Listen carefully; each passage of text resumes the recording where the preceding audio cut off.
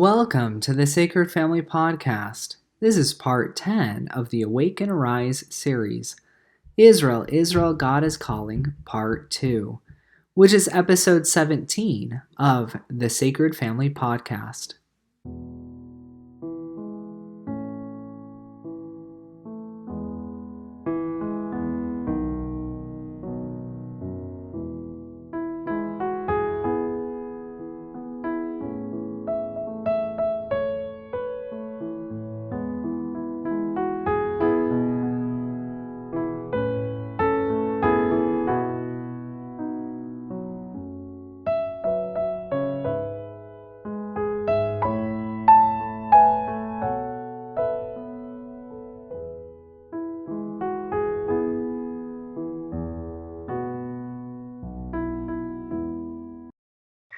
Welcome back. This is Bryce Bartell with the Sacred Family Podcast and also Megan Bartell. All right, perfect. So we're going to continue our conversation about a covenant nation, specifically Israel. So far in this podcast, we talked about the covenant of Abraham and the blessing that he received, that all the faithful would come through him and Sarah's lineage, and the priesthood would go through him. We talked about Jacob getting a new name of Israel, and how through Jacob we received the covenant blessings of his 12 sons. We talked about coming out of Egypt with Moses, how that was a step towards building a covenant people, and also the covenant that Moses received on Mount Sinai. Now we're going to go into, so now what? What does God do? What's the purpose? The study of the children of Israel in the desert is a worthy study to look at. As we start looking at what happened to the children of Israel, we can see the molding, the refining of a group of people. Now, in a previous podcast, and quite a few of the previous podcasts, when we were talking about personal ascent or personal ascension or salvation, we talked about that on an individual level, that God takes us as an individual and tries us based off of our weaknesses and see if we're going to improve and grow and get refined, and molds us like a potter and we're the clay. Well, in group salvation, when God is actively working with a group, that is exactly what he is doing. As a group of individuals, a group of people. And the reason is because once we're in this state, we need to progress to a certain high water mark, and so that we can receive the blessings that God intends us to have. But blessings aren't give-me's. It's not like a 5-year-old at Christmas. I know that we may threaten that the 5-year-old will get coal. Ultimately, the child isn't necessarily accountable for their actions at that age, to the extent that it would probably be a fairly terrible parent to take away Christmas. But in this context, we aren't 5-year-olds. We are accountable for our actions. That's why there's a law irrevocably decreed in heaven upon which all blessings are predicated, and it is only by obedience to the law that we receive the blessings. So if God is going to provide a people with covenant land, with protection, with priesthood ordinances, with rights, with knowledge and understanding, ultimately those people need to qualify for that. It's not just a give me. And salvation, unfortunately, isn't universal. It is based off of us working our salvation out with fear and trembling. So we're going to highlight a couple of the trials that the children of Israel had and talk about why those are trials, and what specific lesson is God wanting to convey. So the first. So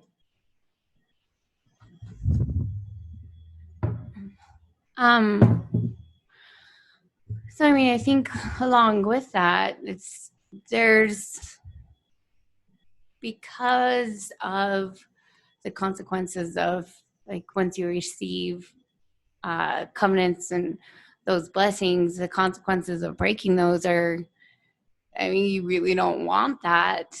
I think God does it for a measure of protecting us as well, refining us to help ourselves know, are we at this level? Are we willing to do this or not? Or are we more happy staying with where we're at and maybe leaving the group, I guess. You know what I mean? Yeah, exactly. One of the great exercises is you can look at the consequence and understand the associated blessing. If there's no consequence, it means that you didn't receive the blessing, to be honest. Both of them go together. So if there's a group of people that aren't receiving consequences, it means that that group of people don't have a covenant or related blessings. And vice versa. If people are receiving the blessings, then that ultimately means that there is consequences or penalties if they aren't adhering to the required law to continue that blessing. Okay, so the first thing that we're going to talk about is the children of Israel and manna. This is a great and powerful story and lesson. But I'm going to start off by reading it. This is from Exodus chapter 10, paragraph 4 and 5. And it came to pass, as Aaron spoke unto the whole congregation of the children of Israel, that they looked toward the wilderness, and behold, the glory of the Lord appeared in a cloud. And the Lord spoke unto Moses, saying, I have heard the murmurings of the children of Israel. Speak unto them, saying, At evening you shall eat flesh, and in the morning you shall be filled with bread. And you shall know that I am the Lord your God. And it came to pass that at the evening the quails came up and covered the camp. And in the morning the dew lay around about the host. And when the dew that lay was gone up, behold, upon the face of the wilderness there lay a small round thing, as small as the hoar frost on the ground. And when the children of Israel saw it, they said one to another, It is manna. For they knew not what it was. And Moses said unto them, This is the bread which the Lord has given you to eat. This is the thing which the Lord has commanded. Gather of it every man according to his eating, an omer for every man according to the number of your persons. Take every man for them who are in his tents. And the children of Israel did so, and gathered some more, some less. And when they did meet in the omer, he that gathered much had nothing over, and he that gathered little had no lack. They gathered every man according to his eating. All right, perfect. So, this is a really powerful story. The children of Israel are in the wilderness. They're in the middle of the desert. They're not very happy with their situation. They were brought out of Egypt, where water, there's the Nile River, water was plentiful, and crops, and an established society and government and people and industry and economy and markets and nuts and spices and meats. And now they're in the wilderness and they don't have any food, or at least they're murmuring because they think that God is neglecting them. And then God tells Moses that he's going to deliver the children out of their hunger. He's going to provide quail at night and manna in the morning. And that's exactly what happens. Now, the power of this story is beyond just the quail and the manna. What is it teaching, and what is the lesson or refinement that God is placing on this people that wants to become his covenant nation. The first thing is God is teaching them dependence on God. God is the giver of all gifts. God just turned the Nile into blood, locusts, and killing of the firstborn child, and the parting of the Red Sea. And the children of Israel still, signs do not convert, still do not know that God, he is the author of all of these events and isn't going to cause them to waste away and die. But that God needs them to learn how to be dependent on them and not dependent on the arm of the flesh. So that this first lesson is really to guide the children of Israel to become dependent on God, to rely on him. I don't remember the scripture that I'm thinking of, but there's the scripture that basically in essence says, come to me. This is God saying, come to me in all things. And it repeats that several times in some form or other. Basically keeps saying all things and everything come to me. And I remember when it's like that hit me, like I finally like understood what that scripture was saying.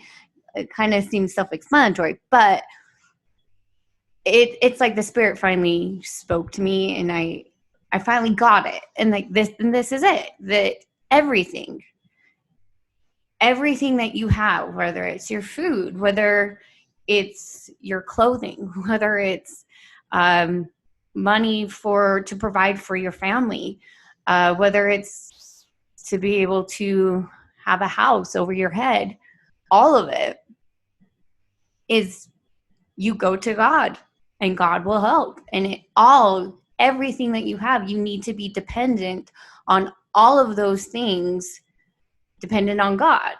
And I've experienced that to a degree that it's amazing to see if you put it in God's hands, God does it. I mean, God will take care of you. And that's the lesson that God is trying to teach them. And it's not always an easy lesson to learn. But it's also a pretty miraculous lesson to learn.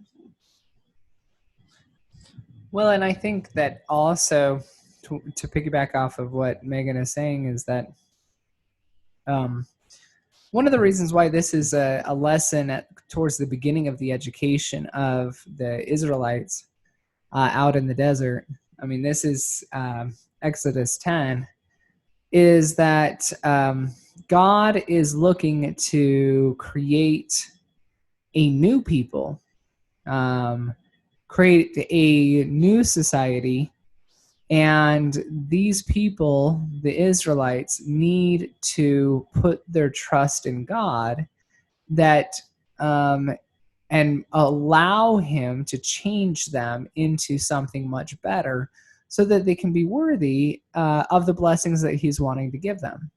So one of the first things is, you need to put your trust in me, or in God, because God is the one who has the full picture, and God is the one who is the coach and trying to implement a different system and create a different kind of people than they've been used to in Egypt. And they must learn that they must be dependent on God, so that he can do that work and change this people. Well, and I like the part that you said that God has the full picture. And that, I think, was a big thing for me when trying to I don't know, get to that point of putting all my trust in God. And, I'm sure for the children of Israel, I'm guessing it was a similar thing, that this realization of, um, you know, you can put your trust in God because He does, or they do have the full picture. So why wouldn't I? And I don't know if they did have that knowledge, I guess, at that point, but yeah. Okay, excellent. So the next thing is, one, we need to rely on God. Two, God had to remove a group of people that were ultimately rebellious. It's amazing that how quickly everything can get undone that God is doing just through contention, rebellion, and obstinance. And there was all of that in the camp of Israel. There was rebellious, there was contention, there was obstinance, there was pride, there was those who were seeking to replace Moses and Aaron.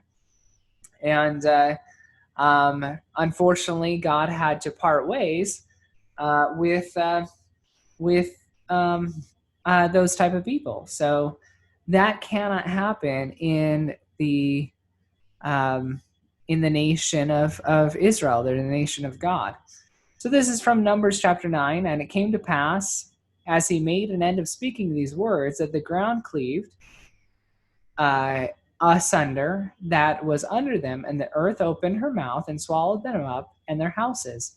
And all the men that appertained unto Korah and all their goods, they and all that appertained to them went down alive into the pit, and the earth closed upon them.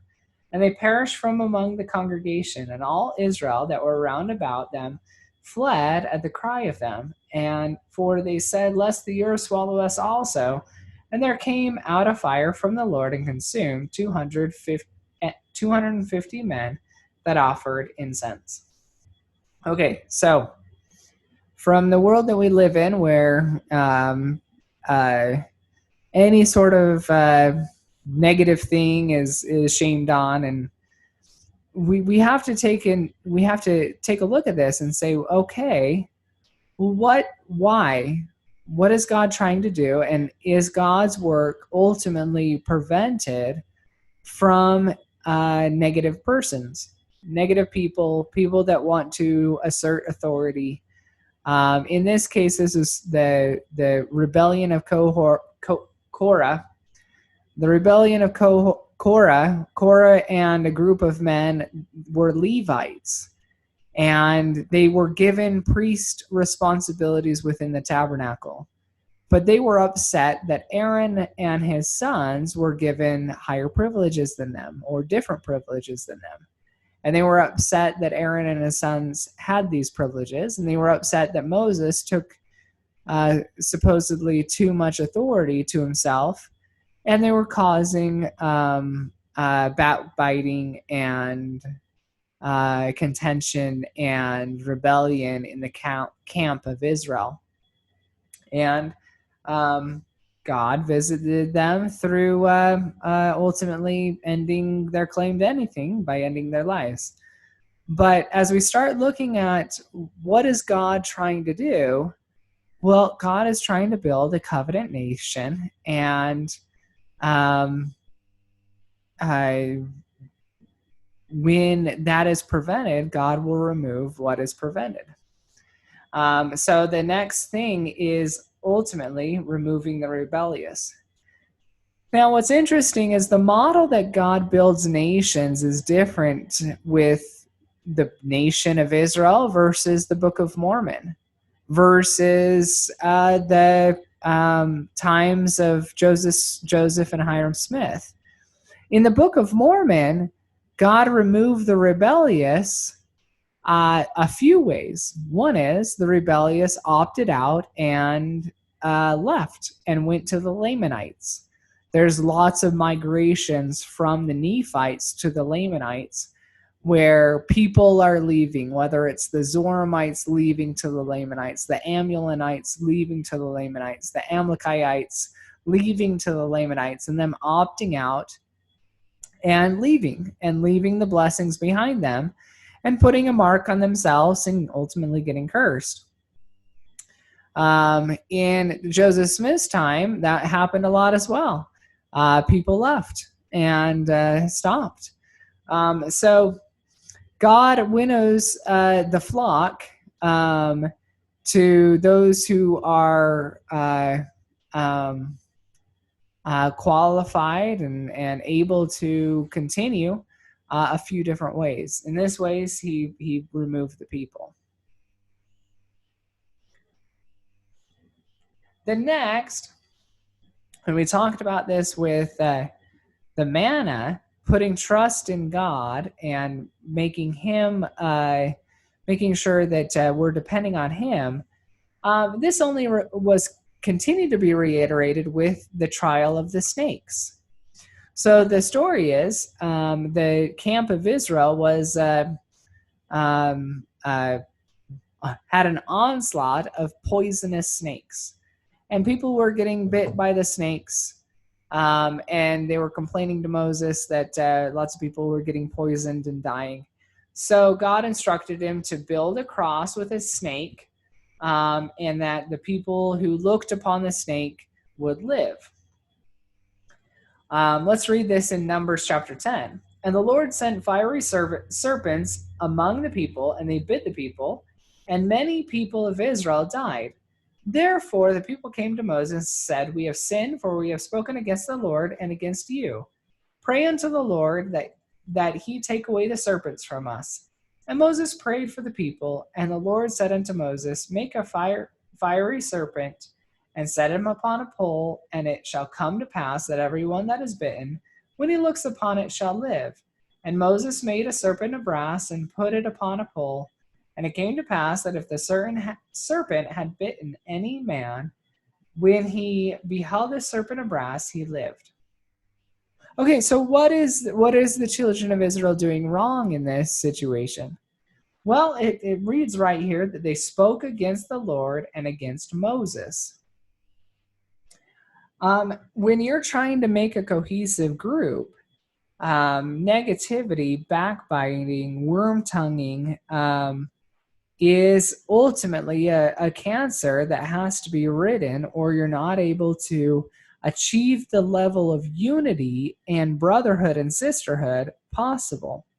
So God, again, blessings and cursings.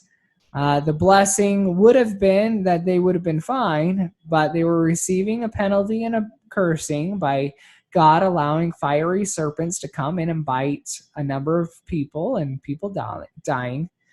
But God, again, in his grace, gave them an opportunity to redeem themselves and to get redemption and grace, and had a fiery serpent, a serpent on a cross that they could look and live.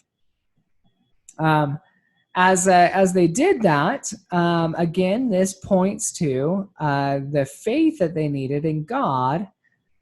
Faith includes not only the trust in God, but also knowing the course you are pursuing in life is according to God's will. Now, if the course you are pursuing in life is not according to God's will, like the children of Israel were at that point, who were complaining and murmuring and backbiting, then they suffered the consequences. So faith is not just belief. It's not just believing something. It is also the behavior and the action associated to it. All right. Next, we have removing all impurities. Now, we've actually covered this in a couple other podcasts, the treachery of Balaam. But this is a really fascinating story about, God could have cut Balaam off a number of times. He warned Balaam many, many times, because Balaam was a prophet at that time, a prophet of Midian, which Midian was a son of Keturah and Abraham. After Sarah died, Abraham took on another wife named Keturah, and Midian was a righteous son under the children of Abraham and Keturah.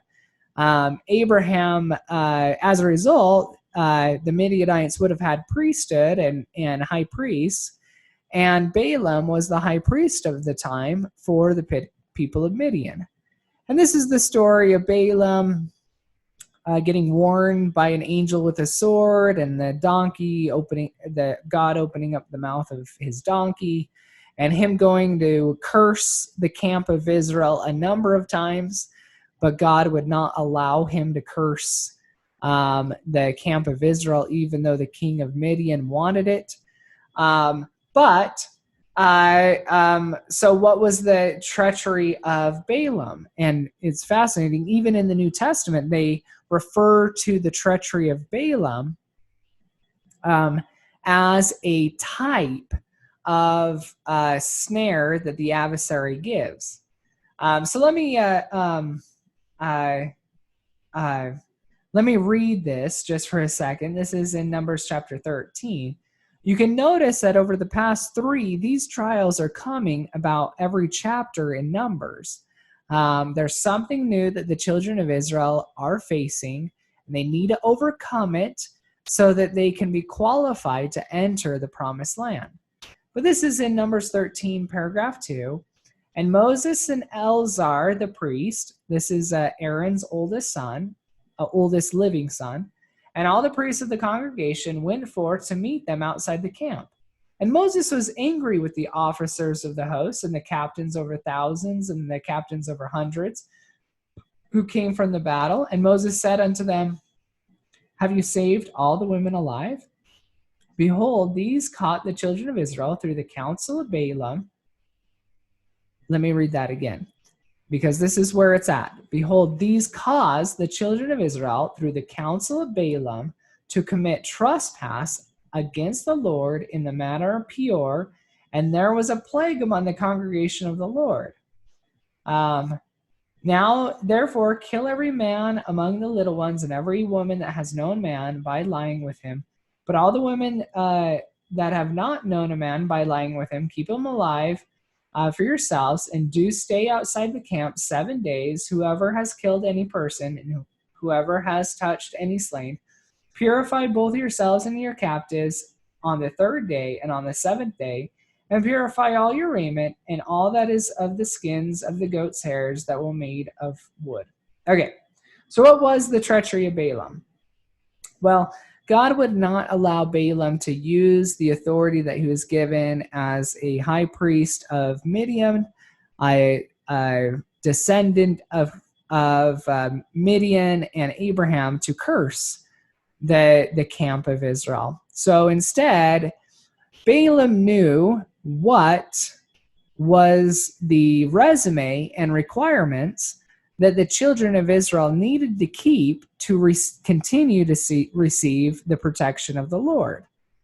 And he knew that if he could get the people of Midian to corrupt the Israelites, then he could ultimately achieve what was asked of him by the king of Midian, and that is to prevent the children of Israel to come into their promised land.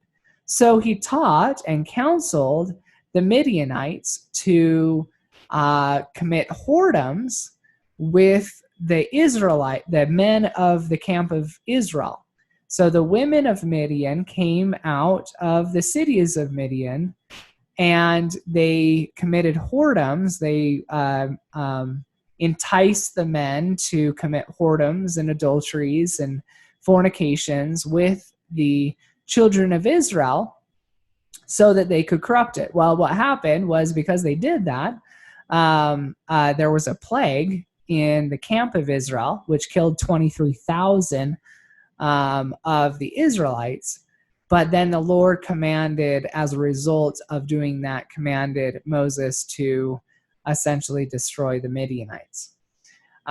So as we look here, there are going to be the adversary is not interested in the success of God's people. He is not interested in receiving these any people receiving God's blessings. So he is going to trip up people through corrupt action and behavior, and going to try to trip people up. And that is the story of Balaam and the children of Israel. Well, what ultimately happened as a result is kind of a double-edged sword. As a result, those who were not strong enough, didn't have the full armor of God on, they tripped and fell. They did not protect themselves. They succumbed to the lusts of the flesh, and ultimately they were winnowed from the camp of Israel.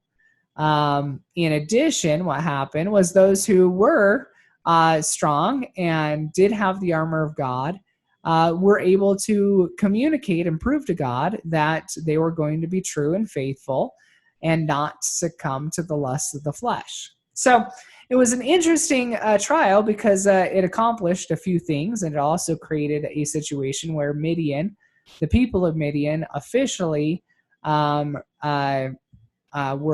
as Nephi put it, unrighteous. Nephi talked to his brothers Laman and Lemuel about the reason why Moses and the children of Israel destroyed these people out of the land was because they were unrighteous and not worthy of the land. The last in God's working before he goes into the land, this actually happened fairly soon after Exodus, was God fighting their battles. Now, there is a couple situations where the children of Israel, or the camp of Israel, they're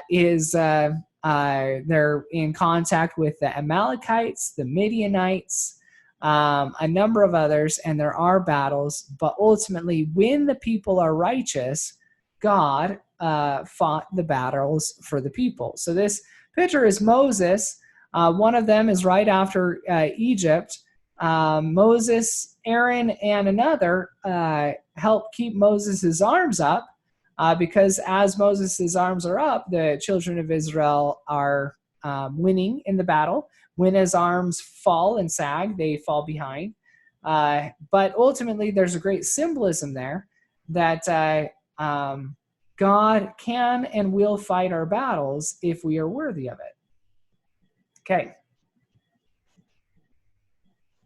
Okay, so I'm just gonna do a little applying of all that to like our lives today in essence. And I might only hit on two of them, but with like the first off with looking at the serpent, so the children of Israel having to look at the serpent. When I see that, every time I think of that, I mean, Bryce talked about faith, but I every time I think of that, I think of how God works in small and simple, uses small and simple means to make things happen. And I've seen that so many times in our lives that we actually were talking about this the other day, that it's just incredible the small and simple means that God uses, that it's not like these big, angels haven't come down.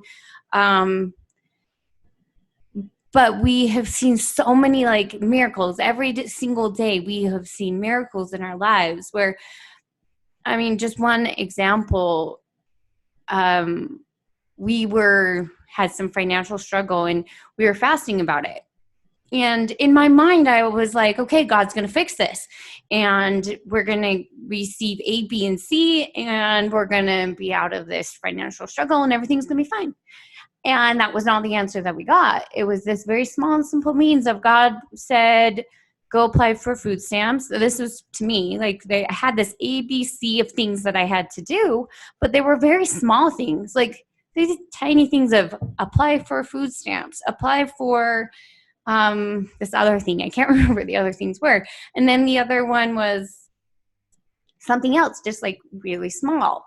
There are these little things that I'm like, well, that's not going to do anything. Like at first, that was my first reaction of like, how's that going to help us? Like, but I did it. I did it anyway because I didn't understand it at the time. I thought, well, okay, this can help us a little, I guess. At least it's something. But it's amazing how those little things add up. Like those just small things to me at the time. I mean, I barely had to do anything. I did this. I looked to the snake and then we were surviving, like those little things have saved us in a very large way, bigger than I could even comprehend, so that's one thing, the small and simple things. And then what was that last slide? Remind me. Okay, God fighting the battles that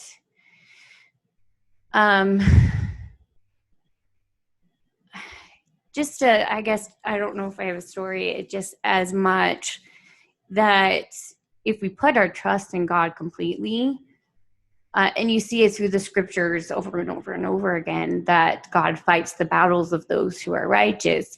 But even just for me in my life, if I put my trust in God, he solves my problem somehow, that he makes whatever it is, he makes it happen.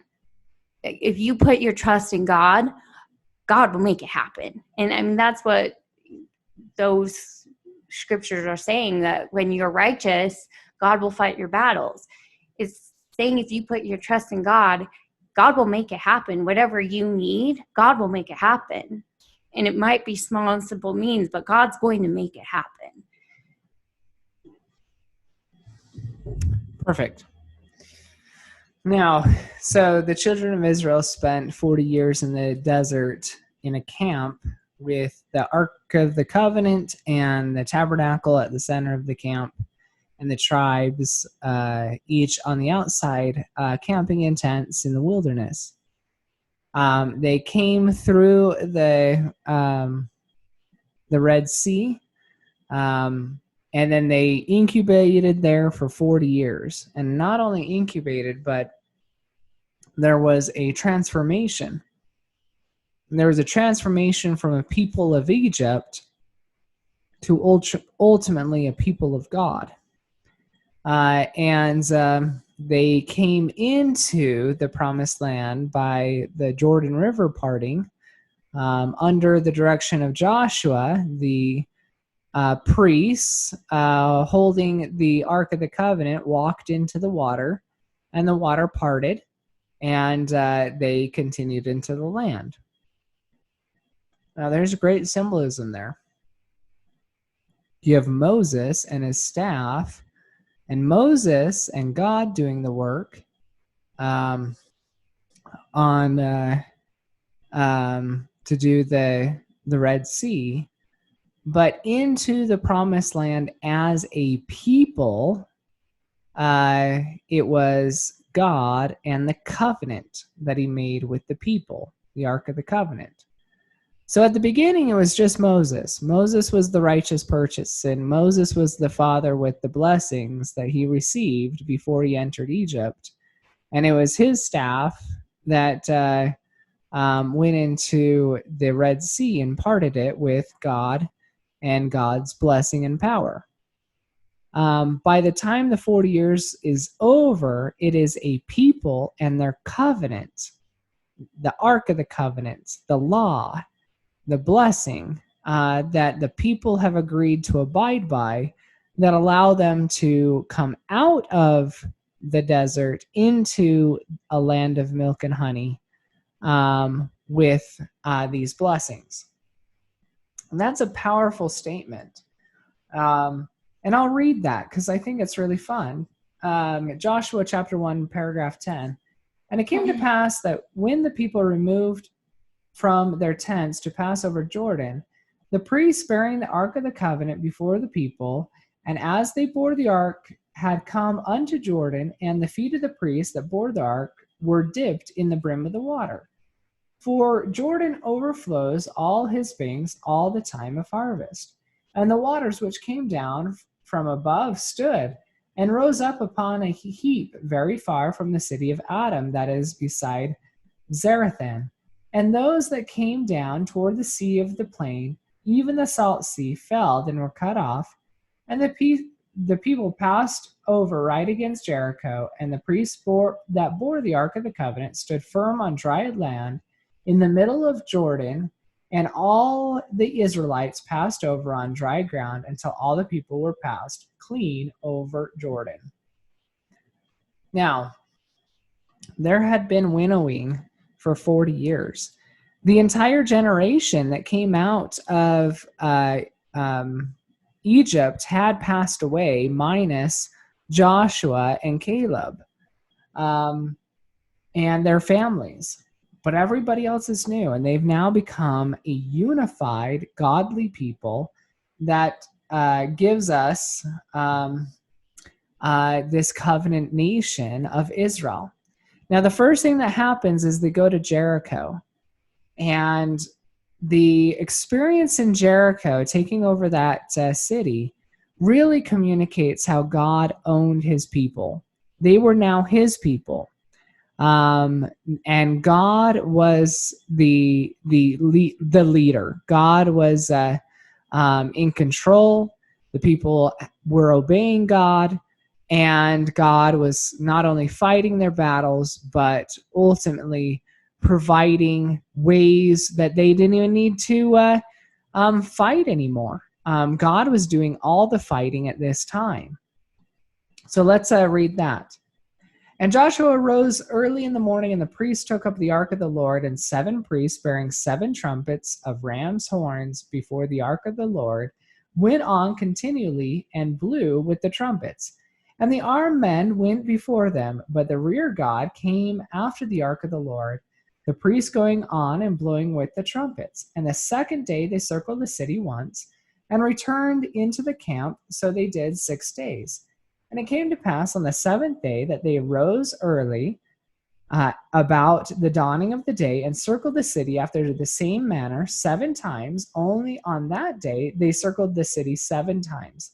And it came to pass on the 7th time, when the priest blew with the trumpets, Joshua said unto the people, Shout, for the Lord has given you the city, and the city shall be accursed, even it and all that are therein, to the Lord. Only Rahab and the harlots shall live, and she and all that are with her in the house, because she hid the messengers that we sent. And you surely keep yourselves from the accursed thing, lest you make yourselves accursed, when you take of the accursed thing, and make the camp of Israel a curse and trouble it. But all silver and gold and the vessel of brass and iron are consecrated unto the Lord, and they shall come into the treasury of the Lord.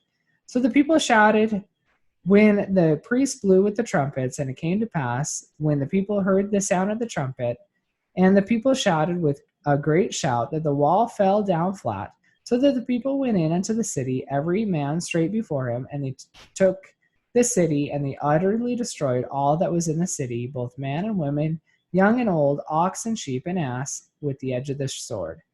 And none of the Israelites died in that. But God at this point is now not only fighting the battles, but also owning the people. Okay, then after that, so they take the land of Canaan, and they all receive a land inheritance. And they divide the land between all the 12 sons of Jacob, minus Joseph, who receives 2 lands for Ephraim and Manasseh. But going in,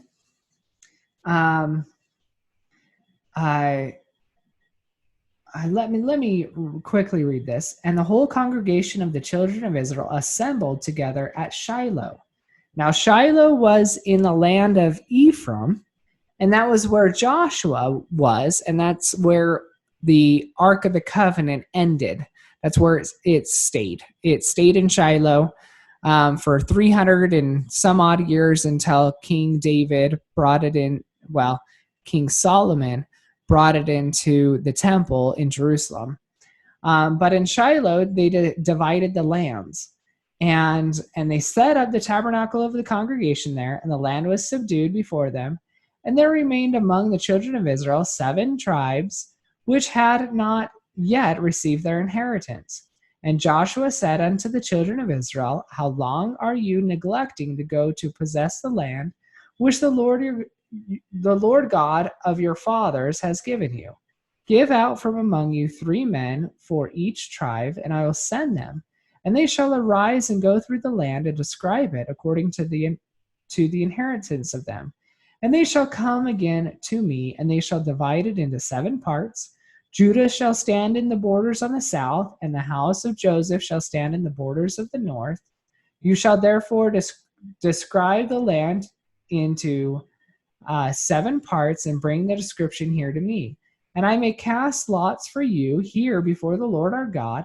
But the Levites have no part among you, for the priest of the Lord is their inheritance.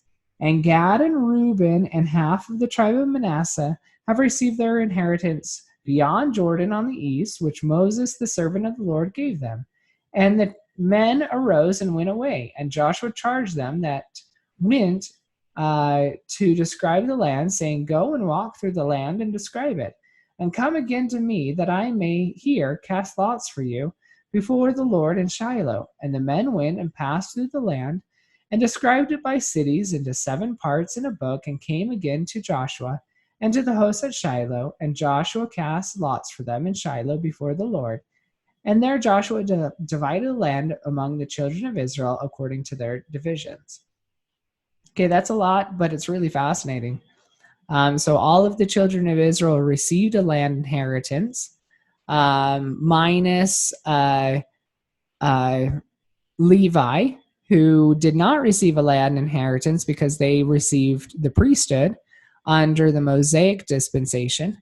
And then Joseph received 2 land inheritances, one for Manasseh and one for Ephraim.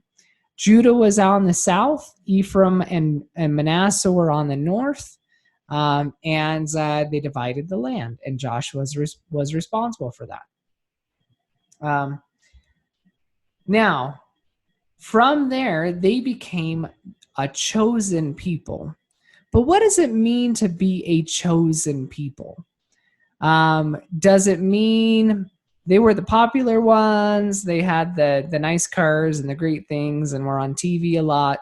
Or does that mean something else? What does it mean to be a chosen people? Now, what I'm going to do is I'm going to read from the gospel glossary, and I'm going to read a little bit and talk about it. This is about chosen people, forging us in the fire of affliction, breathing unto us the breath of life, talking about being chosen, the example of what it takes in order to fashion something that will withstand and hold an edge. All of these things are types and shadows of what it means to be chosen. Chosenness puts you on display in order for the Lord to either prove what foolishness is in the person chosen, or if they succeed, to put them through an ordeal that demonstrates faithfulness and commitment, desire, and earnestness, so that everyone stands back and says, this people represent God, either by the shabby performance and the persecution and the failure and the folly, or it represents God by the diligence and the effort and the faithfulness. Within every group of chosen people, there are always those who are resilient and faithful enough to pass the test, to hold the edge, to survive when the difficulties come. And when the Lord puts us through the furnace of afflictions, our burdens are designed to get us to be able to qualify. Our burdens are designed to make us a little more realistic about our limitations. So chosenness is a little bit more different than just being God's special person. In reality, God puts us all on display, and we learn from those who are chosen. And you could even use air quotes on that a little bit. God uses the chosen to demonstrate faithfulness as well as error. It's what gives us scriptures. If there wasn't a chosen people or people God was dealing with, we wouldn't have examples to say, well, that was a bad idea, or this was a person of valiance and faith. We wouldn't have a King David who is on one end a man of valiance and faith and courage, slaying Goliath, and on the other hand, a weak man succumbing to the lust of the flesh as he takes Bathsheba and causes Uriah to die. We wouldn't have those stories so that we could learn from them. We could learn from David's faithfulness, and we can learn from his error and sin if we didn't have a chosen people, a people God was willing to work with. It doesn't mean that these people are better than other people.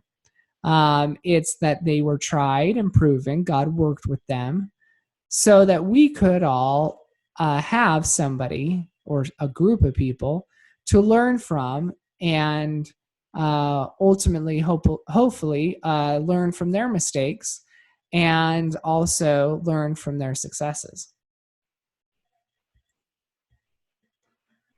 But as there is a group of people, there is a land of milk and honey. Now, land of milk and honey is predicated on being faithful to the law by which they inherited the land. We know the story of Elisha. During the time of Elisha, the heavens were shut to the people, and the land withered away and died from dryness and the lack of rain and precipitation and moisture. It was no longer a land of milk and honey. The reason why the heavens were shut to the people was because of their wickedness. They had turned to the god of the god of Baal, and forfeited the protecting and blessing rights that God gave them if they were righteous. But let's go to Exodus chapter 17, paragraph 10. And the Lord said unto Moses, depart and go up from here, you and the people whom you have brought out of the land of Egypt, unto a land flowing with milk and honey, the land which I swore unto Abraham, to Isaac, to Jacob, saying, unto your seed I will give it. Now, in Scripture, land of milk and honey communicates abundance, a land of abundance, a land choice, a choice land, a land that is full of fat and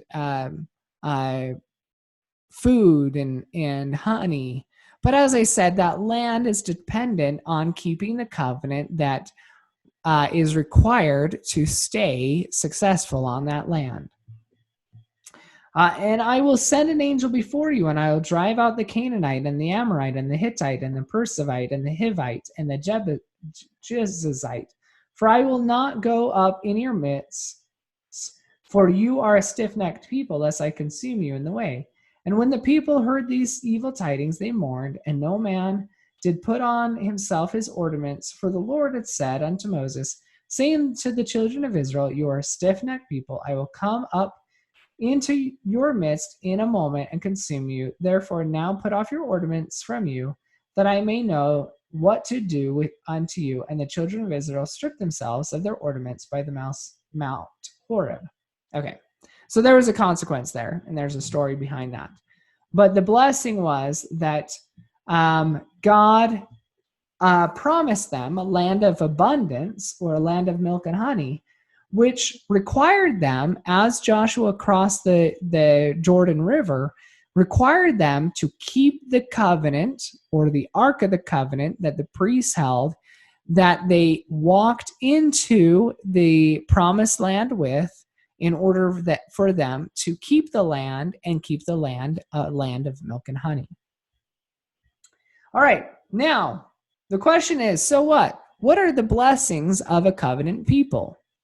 Well, ultimately, the blessing is all of the things that we've talked about: a promised land, a nation, a people, a law, a covenant.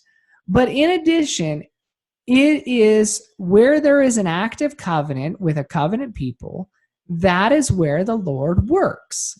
That is where the Lord continues his work and communicates and works with and calls prophets and works with the people. So ultimately, the first is where prophecy continues. So this is a picture of Isaiah. Isaiah was not born in India. Isaiah was not born in China.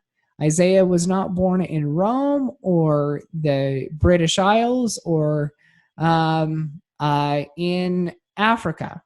Isaiah was born in Israel, and the prophecies of Isaiah were given to Isaiah because Isaiah was an Israelite under the covenant of Abraham, Isaac, and Jacob, and the covenant at Sinai. And this is from the book of Isaiah, chapter 2, paragraph 2. And then said I, woe is me, for I am undone, because I am a man of unclean lips, and I dwell in the midst of people of unclean lips. For my eyes have seen the King, the Lord of hosts. Then flew one of the seraphim unto me, having a live coal in his hand, which he had taken from the tongs off the altar. And he laid it upon my mouth and said, behold, this has touched your lips, and your iniquity is taken away, and your sin purged. Also I've heard the voice of the Lord saying, whom shall I send? And who will go for us? Then said I, here am I, send me. And he said, go and tell this people, hear indeed, but they understood not, and see indeed, but they perceive not. Make the heart of the people fat, and make their ears heavy, and shut their eyes, lest they see with their eyes, and hear with their ears, and understand with their hearts, and convert and be healed. Then said I, Lord, how long? He said, until the cities are wasted without inhabitant, and the houses without man, and the land is utterly desolate, and the Lord have removed men far away, for there shall be a great forsaking in the midst of the land. But yet in it there shall be a tenth, and they shall return and be eaten as a teil tree and as an oak, whose substance is with them when they cast their leaves. So the holy seed shall be the substance thereof. Okay. So this is the year, or this is the story of Isaiah being brought into heaven, into the temple in heaven, and having an ordinance done in the temple in heaven in front of the seraphim and in front of God the Father and Christ, and given an assignment to go speak to the people of Israel, and commanded to speak to the people of Israel until they waste away, until it's all done. But God continues through his people. This is also where the covenants continue. And this is a picture of Lehi preaching to the children of Israel. And Lehi, well, I'll go back to that. Lehi wasn't sent to the Egyptians. He wasn't sent to the Babylonians. He was sent to the Israelites. And then he continued by connecting the covenant of Joseph of Egypt. So ultimately, covenant nations, this is where God's work is going to work. It's going to begin here. It's going to work here. And the fulfillment of the covenants are going to continue from the covenant nation. In addition, the covenant of Israel. Oh. Well, I also just wanted to say that there's you look at the children of Israel coming out of Egypt, and one could easily just say, well, I guess one who hasn't read scriptures, but anyway, you can just easily say, well, why did they have to go through all that, the 40 years in the desert? or the wilderness? Why? Why not just given a place to be, and they can rebuild and have their own place to be, and they're good and they're golden. They don't even have to go to the promised land, or they don't have to spend that much time in the wilderness. Why all of this? And that's kind of what this whole thing has been talking about. I think you have to start with God made a promise and he's going to keep it. And that's one of them. And the other is he's, refining the people. That's kind of what we've been talking about. But I just wanted to kind of point that out. Yeah. Okay. In addition, this is where not only the prophets come through, but it's also where the Messiah came through. So God did all of this work because there needed to be a nation and a people that his son could be born into. And this comes from Isaiah, and we read it every year at Christmas. But Isaiah chapter 4, paragraph 1, "For unto us a child is born, unto us a son is given, and the government shall be upon his shoulder. And his name shall be called Wonderful Counselor, the Mighty God, the Everlasting Father, the Prince of Peace. Of the increase of the government and peace there is no end, upon the throne of David and upon his kingdom, to order it and establish it with judgment and with justice from henceforth even forever. The zeal of the Lord of hosts will perform this." So this is where the Messiah came from. And this is where he was born into. It came through the covenant people. It came through the active participation that God had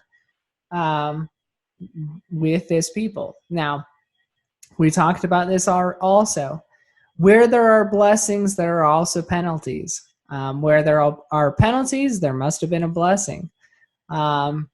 Ultimately, the Israelites were also an example to the world, going back to the definition of chosenness. They were also an example to the world of what happens when you have a blessing from heaven and you reject it.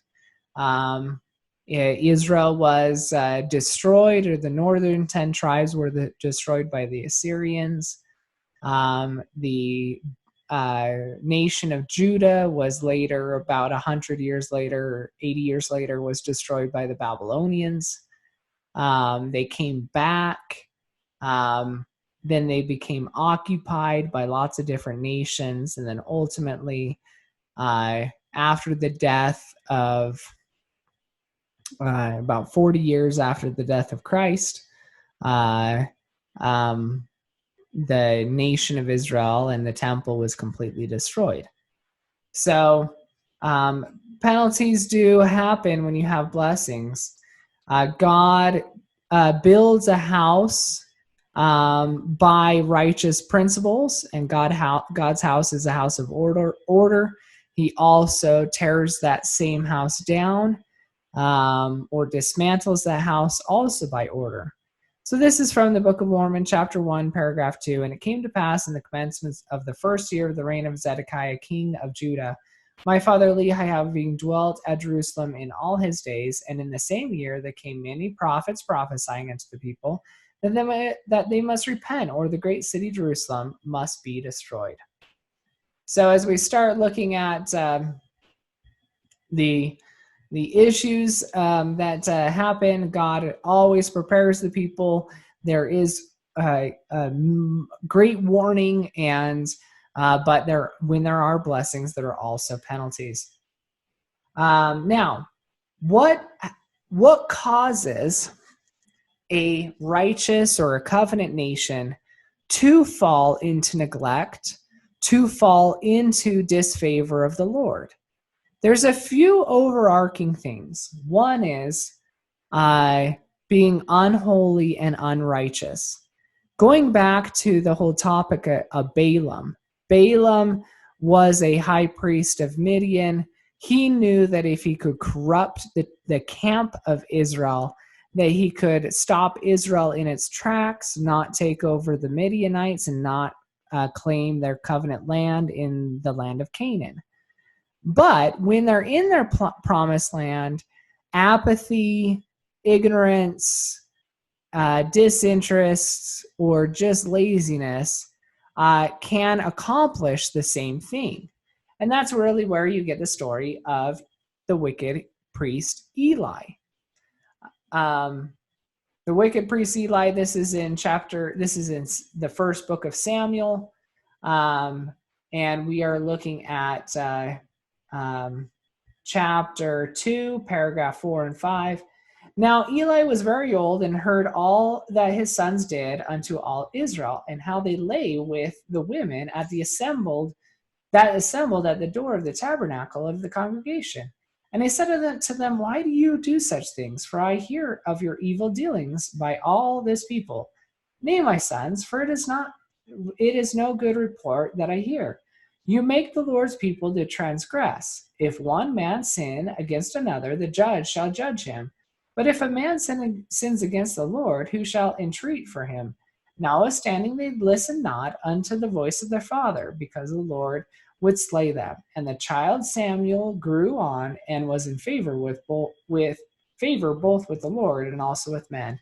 And there came a man unto Eli and said unto him, Thus says the Lord, shall I plainly appear unto the house of your father when they were in Egypt in Pharaoh's house, and did as I choose him out of all the tribes of Israel to be my priest, to offer upon my altar, to burn incense, to wear an ephod before me. And did I give unto the house of your father all the offerings which by fire of the children of Israel? Why do you kick at my sacrifice and at my offering, which I have commanded in my habitation? And honor your sons above me, to make yourself fat with the chiefest of all the offerings of Israel, my people. So one of the ways is that the children of Israel accept sin, and they accept sin, they become corrupt, and ultimately neglect and corrupt the gifts and offerings of God. That is one of the ways. Another way is they ultimately change the religion. This happened. This is the Deuteronomist. This is during King about 30 years before the Babylonians destroyed the people of Jerusalem and Judah, the kingdom of Judah. But the religion changed. The Deuteronomist essentially sterilized their religion by pulling out a lot of the symbolism, a lot of the ritual, changing the religion, and ultimately pointed the religion away from a Christological center, a center on Christ, to something else. And ultimately, that is why when Lehi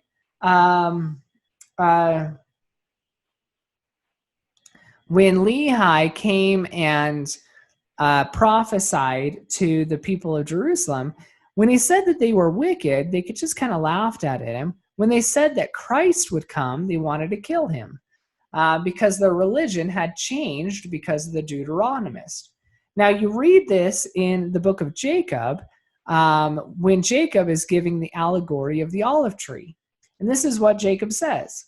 And now I, Jacob, am led on by the Spirit unto prophesying.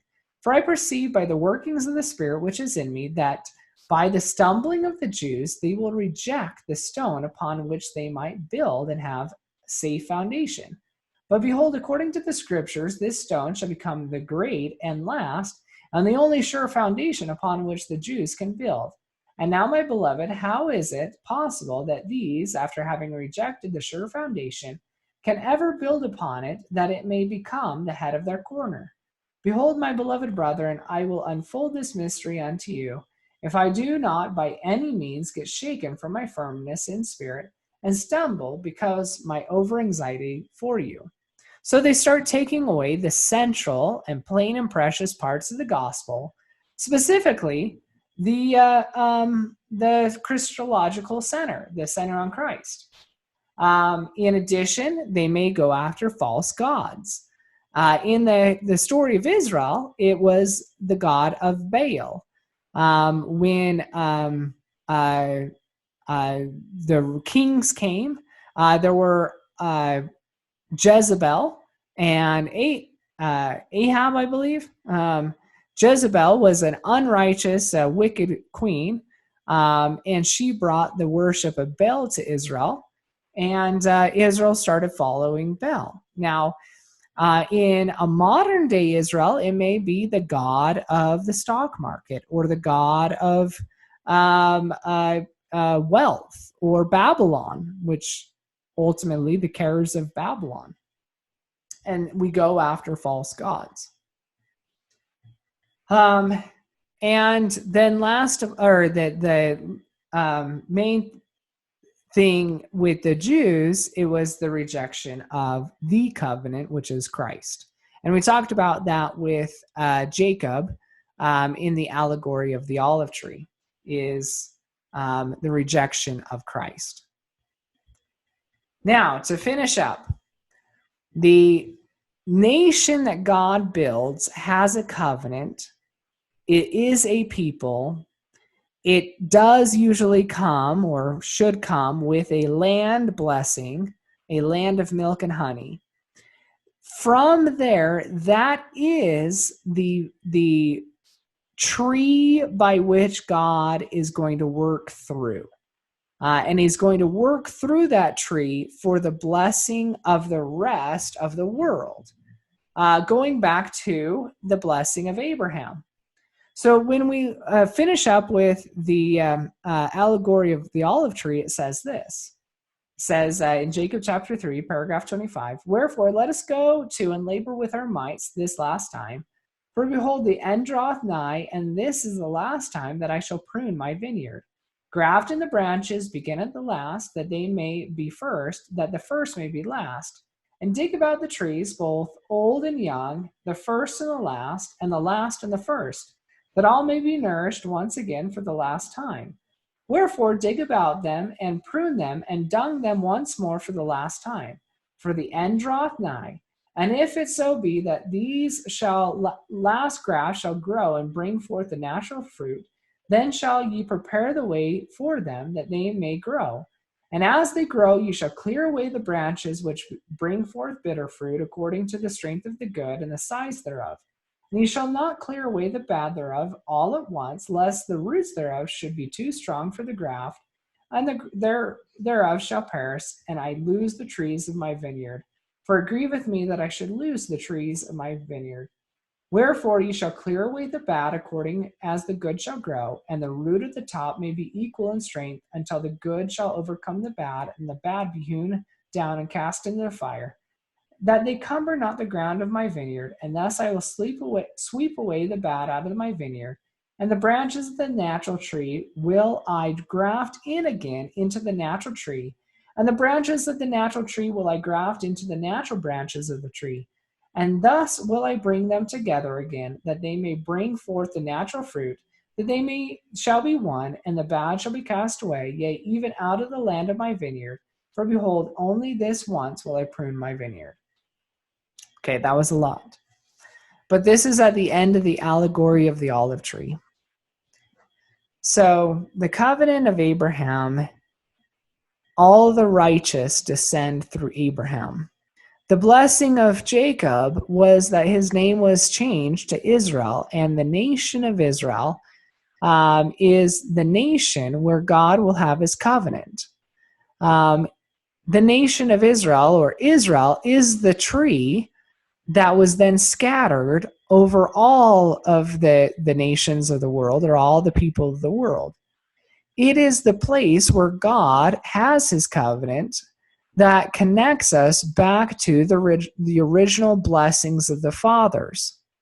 So as we start looking at the vineyard of the Lord and the blessings of the Lord, it's going to come from his covenant nation. The covenant nation has an architecture. It has a resume. It has a blessing. It has a living Father when it is on earth, when it is active, when the blessings are rolling forth. It is the standard of truth, or the standard of truth, the banner comes out of the nation and invites all to come into the nation so that they can receive the same blessings. That is the goal of any active work that God is doing, is to create a covenant people. So I've been sitting here thinking, and my thoughts kind of drawn to these children of Israel who came out of Egypt. And I just kept thinking, what if all these people who came out of Egypt had just, what if they all went straight to God themselves and said, thank you for bringing us out, and they all magically learned to just trust in the Lord perfectly, and it was, this amazing, just how different would their story be, or how. But then as I'm sitting here thinking about it, it's like, well, but yeah, think about first all the uneducating that they had to have from being in Egypt. There's a lot of change in mindset that they would have had to have had. There's also a lot of them. So for them to all think in the same way and to be educated in that same way and to just have the same choices and behavior is impossible. That's just not how a very large group of people is going to act. And then choices. I mean, when it comes down to it, God will always give people their choice.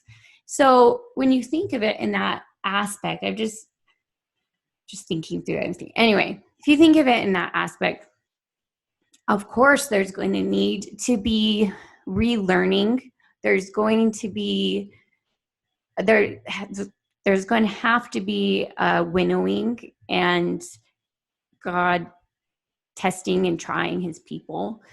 But in the end, and whether we're comparing that to our day in this time now, I've seen that in my own life. There is going to be a re-education. There is going to be a winnowing. And God's going to give people their choices. But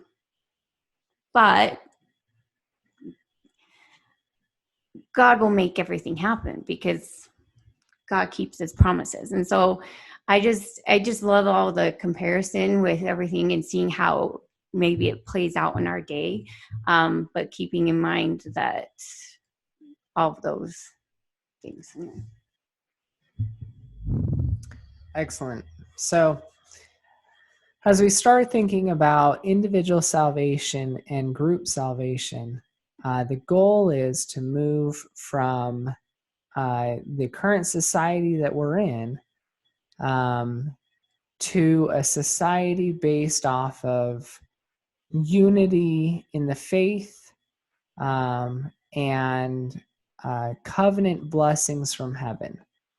And ultimately unity in the faith with a group of believers that can come together as one body, reflecting the image of Israel, receiving the same blessings as Israel, and moving together unified towards something much better than what currently is lived in the natural world. And that is Israel. So hopefully we can, as an individual, look and see that Israel truly is getting called by the Lord to each one of us. And that's the end of that. All right, then